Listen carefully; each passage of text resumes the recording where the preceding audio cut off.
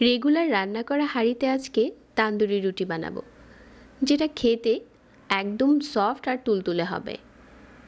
Hotel স্টাইলের এই তান্দুরিটা বানাতে চাইলে আজকের রেসিপিটা একটু কষ্ট করে দেখে নিতে পারেন। আজকের তান্দুরি বানাচ্ছি হচ্ছে আমি আটা দিয়ে। প্রথমে নিয়ে নিচ্ছি 2 কাপ আটা। আটার পরিবর্তে চাইলে ময়দাও নিতে পারেন। সাথে 1 টেবিল চামচ ইস্ট দিয়ে দিচ্ছি। 1 টেবিল চামচ চিনি দিয়ে দিলাম। সাথে 2 টেবিল চামচ গুঁড়া দুধ দিয়েছি। অনেকের কাছে ইস্টের গন্ধটা ভালো লাগে না, তারা চাইলে গুঁড়া দুধটা একটু বেশি অ্যাড করে দিতে পারেন। স্বাদ মতো লবণ দিয়ে শুকনো উপকরণগুলোকে একবার মিশিয়ে নিচ্ছি। তারপর কুসুম গরম পানি দিয়ে একটা সফট গুলা বানাবো। গুলাটা এরকম হবে, অনেক বেশি টাইট হবে না, আবার অনেক বেশি নরমও হবে না। ঠিক এরকম করে একটা সফট ডো বানানোর পর এভাবে করে ঢেকে রেখে দিচ্ছি 1 ঘন্টার জন্য। 1 ঘন্টা পর আমাদের ডোটা ফুলে ডবল হয়ে গেছে। রুটিগুলো বানানোর জন্য ডোটা এখন একদম রেডি। যে কটা বানাবো আগে থেকে ঠিক এরকম করে গোল গোল বলের মতো বানিয়ে নিচ্ছি।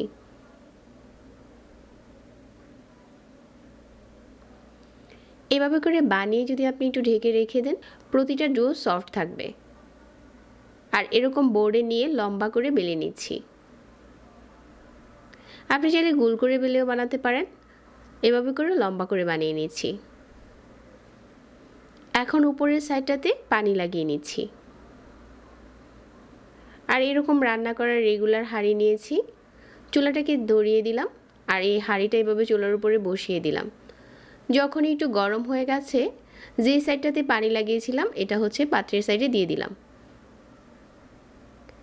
তো এভাবে করে 2টা রুটি আপনি একটা পাত্রে বানাতে পারবেন।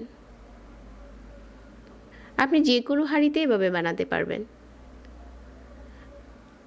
আর এভাবে করে পাত্রটাকে ঘুরিয়ে দিচ্ছি, যাতে সব সাইড থেকে খুব ভালো করে কুক হয়।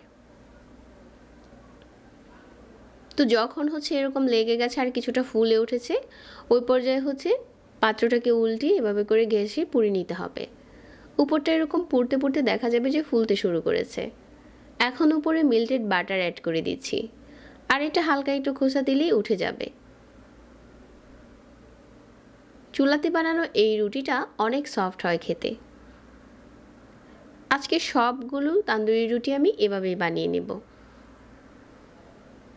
তো আবারও পাত্রটাকে গরম করে এভাবে দিয়ে দিলাম। আর আগুনে ধরার পর দেখা যাচ্ছে যে পুড়তে শুরু করলেই এটা ফুলতে শুরু করে উপরটা। এরকম হালকা করে পুড়ে নেবেন। আর উপরে মেল্টেড বাটার দিয়ে দিলে সাথে সাথে রুটির উপরটা অনেক সফট থাকে। আর নিচের সাইডটাও দেখতে দারুণ একটা কালার এসেছে। চুলার আঁচটাকে হচ্ছে আপনি একদম কমিয়ে এই রুটিটা বানাতে চেষ্টা করবেন। এখন এই রুটিটা পরিবেশন করার জন্য একদম রেডি।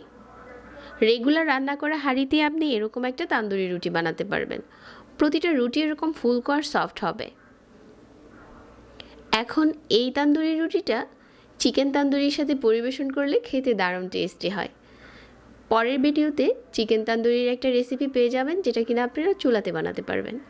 যারা এতক্ষণ সাথে ছিলেন সবাইকে ধন্যবাদ জানিয়ে আজকে এখানেই বিদায় নিচ্ছি। আল্লাহ হাফেজ।